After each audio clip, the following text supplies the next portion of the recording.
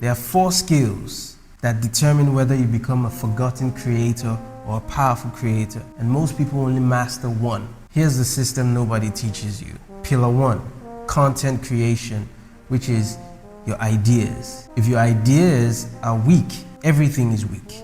Pillar 2, acting. This is your performance. If people can't feel you, they won't believe you. They won't believe in you. Pillar 3, it's the filmmaking.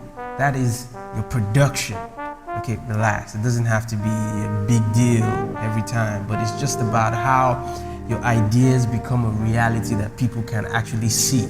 And then pillar 4 is the editing, which is our perception of what you created. This is how meaning is created, how it is manufactured, and how it's manipulated even in the mind of your audience.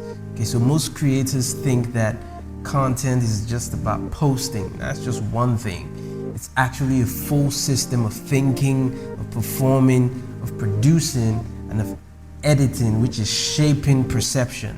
Now, when these 4 pillars align, you stop making content. You start creating impact. And the moment you understand this thing, you can do this thing till you're 90. The only thing that will change is your content strategy. I'm telling you, only 1% of creators understand this.